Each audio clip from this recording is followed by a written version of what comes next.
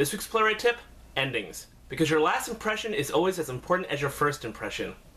This is why exes can't be friends. Think about it.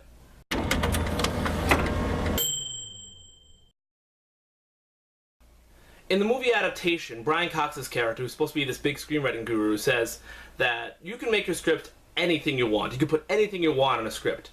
But if you make the last 10 minutes interesting, if you make the ending interesting, people will think you have a great movie. And the ending makes all the difference when it comes to plays, movies, anything. You know, they say there are like 12 stories in the history of storytelling and everything is just variation on it. It's true, you know? You could have the Romeo and Juliet story. Sure, in that version they die at the end. But what if you change the ending, you know? What if they both live and go off happily ever after? That's just about every fairy tale story you can think of. Or if only Romeo dies but not Juliet. All of a sudden you have West Side Story. It's a new invention of it. Endings make all the difference, and it will make the biggest impact. What if you did Hamlet where nobody dies? Most boring play ever. On my way in for show numero 3, number 3. Yaha! Yay! So here it was, the last week of The Girl with the Hands in the Sand at the New York City Fringe Festival. It's been an interesting ride, coordinating everything, getting everything to work on a low budget, working with what we have, working with these amazingly talented actors. And it's just, I don't know, there's no words for it, you know? Every show you learn a little something more about how to write, about how to produce. With this show, I learned I'm really repetitive as I work with these amazing actors. See? As a producer, you know, I cut a lot of corners financially because we didn't have the money, and I think some of the productions suffered with it.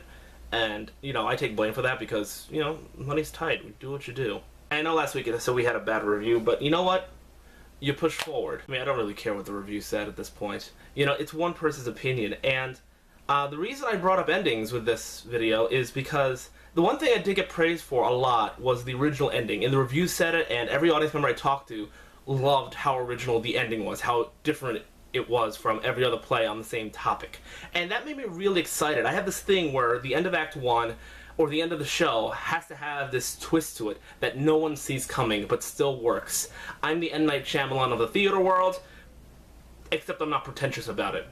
It's not a twist. No, it's not really a twist. It's just doing something fresh with old material. Like, for example, doing Romeo and Juliet where only Romeo dies, you know?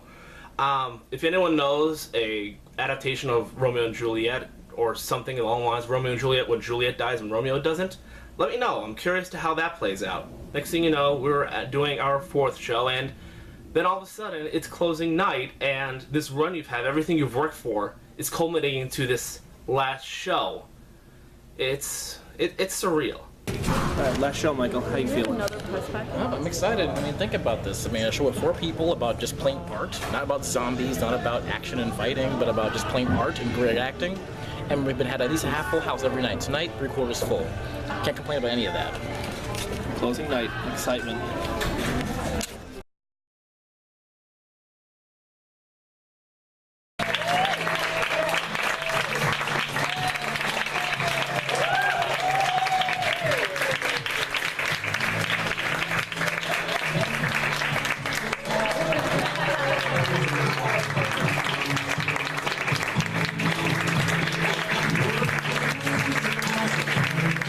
Show, breaking everything down, it was kind of a surreal feeling.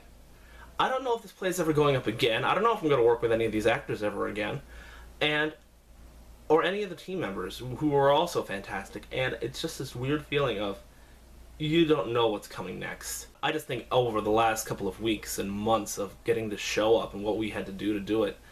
And, you know, that's what these videos are great for. I get to look back at everything. I get to evaluate everything. What I did right, what I did wrong. What was great, what was fun, what was fantastic. And I really enjoyed doing this production. It's a deep show that was really relevant to my life at the time, you know? I think that's what a lot of playwrights end up doing, you know, accidentally, really. They write plays that are total reflections of their life or what their life could be, and when their life is right there, you know, and it goes up and people like it and they relate to it, you feel significantly less alone. We just closed the show at the Fringe Festival. How do we feel? Wonderful job. John, you were great. The letter must have had my cookies. Milk and Cookies at Commerce Street. It's awesome.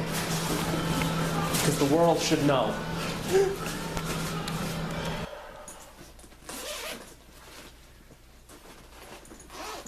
So the question is, what do you do next? What now? I mean, when we opened the show, I didn't have anything else on my plate. I don't have a job. I don't have another show coming up, unlike last time. Anything could happen now. I just have to breathe, keep working, keep going, and whatever happens next, just take it. I mean, the fact is, you keep going and you never know what's going to happen. And when the unexpected does happen,